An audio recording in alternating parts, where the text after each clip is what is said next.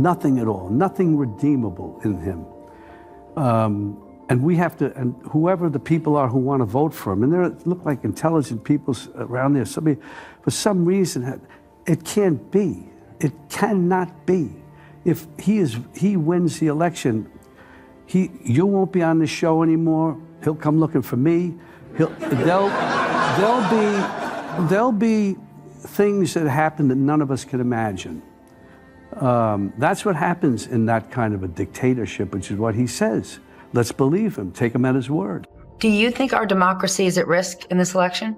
I think that it is. I always keep saying democracy is great, of course, but democracy people take for granted. It's a word that some people don't even understand. They take it for granted. It's about right and wrong, period. The guy's a monster. He is beyond wrong.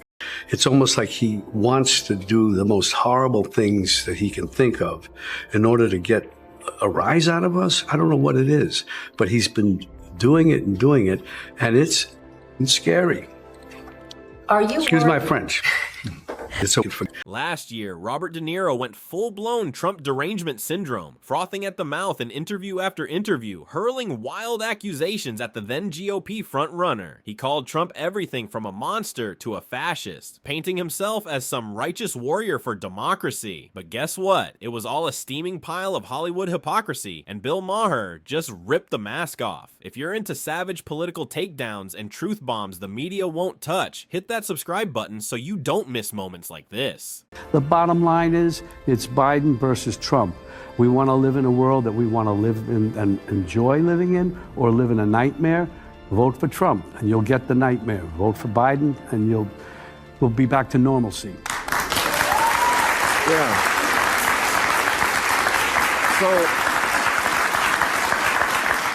So why is Trump winning? I mean, the New York Times poll this week came out, and maybe this will change it with the State of the Union address, but Trump was beating him rather soundly. It was quite a warning light, 48 to 43, also winning way more among women than he had before, winning outright Latinos.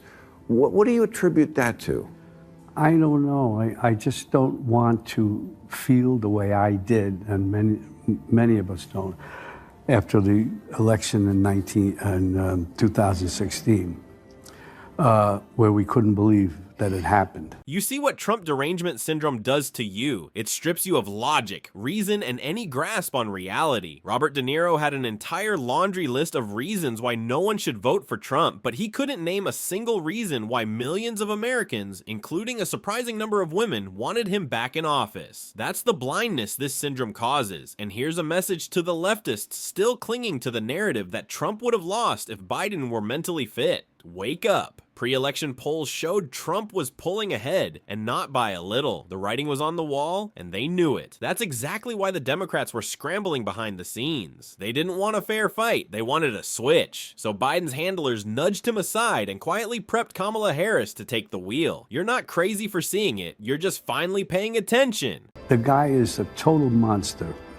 And anybody, I don't understand it. I guess they get behind that kind of logic. They want to fuck with people, screw them, because they're unhappy about something. He's such a mean, nasty, hateful person. I never play him as an actor, because I can't see any good in him. Nothing. Let me pause here for a second because I think I missed this part. Did Robert De Niro seriously say he wouldn't play Donald Trump if asked? First of all, who's asking? Why would anyone cast him to play Trump when they don't even share a remote resemblance? That's like casting Danny DeVito to play LeBron James. Come on, and let's not pretend De Niro is the only A-list actor in Hollywood. This isn't some noble sacrifice, it's just delusional. At best, it's laughable. At worst, it's the ramblings of a man who's clearly slipping. Anyway, let's skip to the part where he makes some ridiculous predictions. Nothing redeemable in him. And we have to, and whoever the people are who want to vote for him, and there look like intelligent people around there, somebody, for some reason, it can't be. It cannot be. If he wins the election, you won't be on the show anymore. He'll come looking for me. There'll be things that happen that none of us can imagine. That's what happens in that kind of a dictatorship, which is what he says.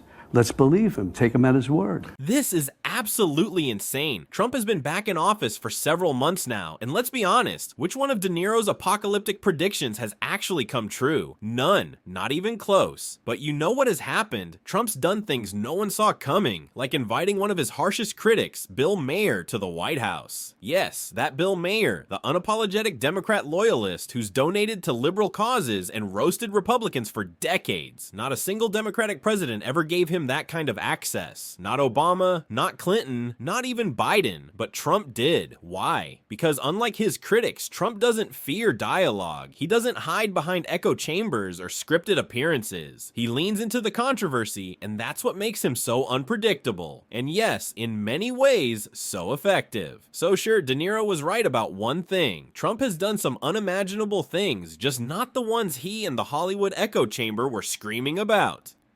Do you think our democracy is at risk in this election? I think that it is. I always keep saying democracy is great, of course, but democracy people take for granted. It's a word that some people don't even understand. They take it for granted. It's about right and wrong, period. The guy's a monster. He is beyond wrong. It's almost like he wants to do the most horrible things that he can think of in order to get a rise out of us. I don't know what it is, but he's been doing it, and it's scary. Are you Excuse my worried- French. At this point, it's painfully clear that Robert De Niro knows very little about anything outside of acting and hurling insults at Donald Trump. Just listen to the way he defines democracy. He starts by claiming that not everyone understands what democracy is, and then proceeds to give a definition so laughably simplistic you'd think it was ripped from a middle school social studies book. It's both arrogant and embarrassing, but honestly, are we surprised? This is classic woke Hollywood behavior. Loud, self-righteous, and completely detached from reality. These people live in a bubble so thick, it's practically soundproof. They preach about democracy, but shut down any dissenting voice. They claim moral authority, but can't tolerate differing opinions. De Niro isn't alone. He's just the loudest in a chorus of elites who know nothing beyond their red carpet echo chamber. And the rest of us, we're done pretending they're the grown-ups in the room.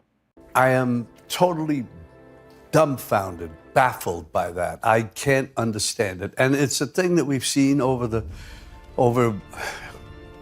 decades and decades. And he's a what's it, Tammy Faye and the other one. Yes. It's the same thing, give us your money, we're gonna save you. Yeah, televangelist. Yeah. It's just the same thing. De Niro didn't stop at attacking Trump. He went a step further and insulted everyday Americans who supported him. He straight up gaslit millions of voters, claiming they were nothing more than gullible fools scammed by a con man. According to De Niro, if you believe in Trump, you're either stupid, blind, or brainwashed. That's the level of contempt he has for people outside his elitist bubble. But here's the irony. The same man who calls Trump supporters gullible is out here blindly parroting talking points from late-night hosts and activist journalists, as if that's critical thinking. De Niro assumes he's enlightened simply because he shares the same opinion as his Hollywood peers. That's not intelligence, that's herd mentality, and it's exactly why so many Americans are tuning out celebrities altogether. They're sick of being talked down to by out-of-touch millionaires who think fame equals wisdom. Spoiler, it doesn't. So one day, De Niro ran into one Trump supporter on the streets of New York, and it was fireworks.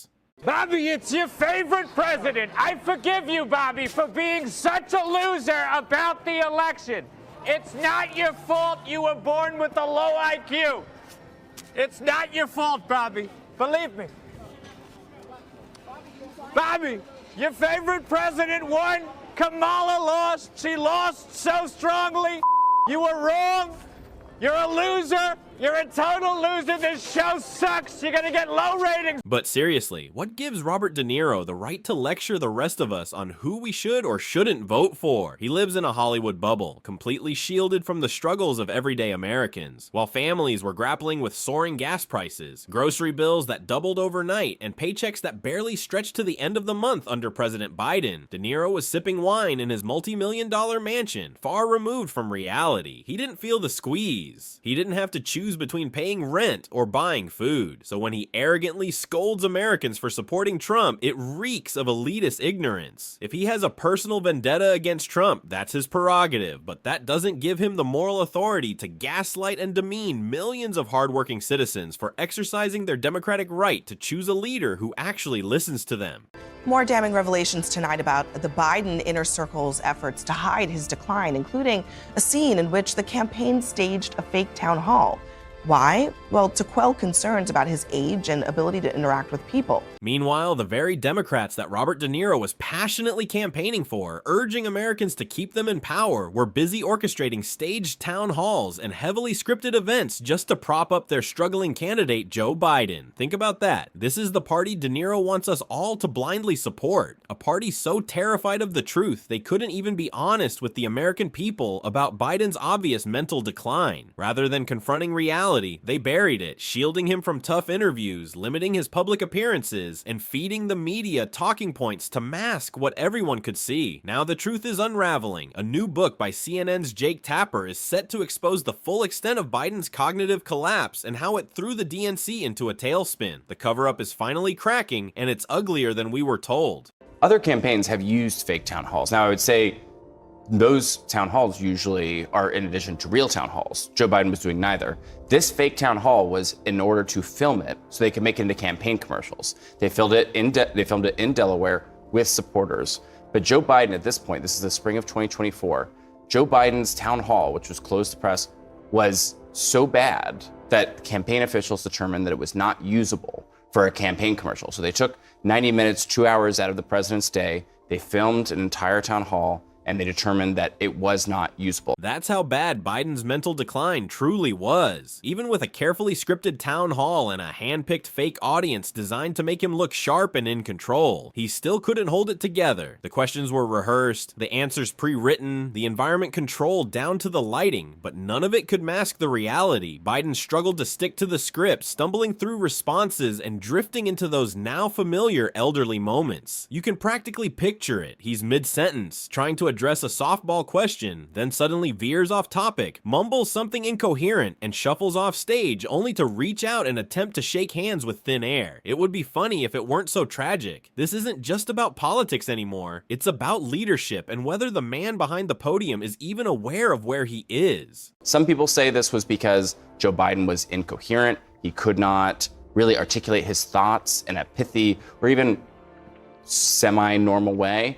Some people just said like the lighting was bad. That was sort of the two points of view. But the point is, it shows how like what the campaign status was in the spring of 2024 when they were trying to deal with a candidate that wasn't a decline. But the big question is, why now? Why did Jake Tapper suddenly decide to write a book exposing Biden's mental decline? What was the real motive? Because Biden's cognitive struggles weren't some well-kept secret. They weren't hidden behind closed doors. Anyone with a functioning brain could see it, plain as day. The repeated gaffes, the vacant stares, the whispered confusion. It was all on full display. Yet for years, the media, Tapper included, tiptoed around the issue, downplayed it, or outright ignored it. It was only the Democrats who chose to bury their heads in the sand, pretending everything was fine as long as it kept their party in power. So now that the damage is done, now that the polls are turning and the narrative is shifting, suddenly there's a tell-all book. It reeks of political cleanup. Too little, too late. And that brings us to the end of today's video. If you enjoyed our spicy commentary, then hit the like button and subscribe to this channel for more videos like this.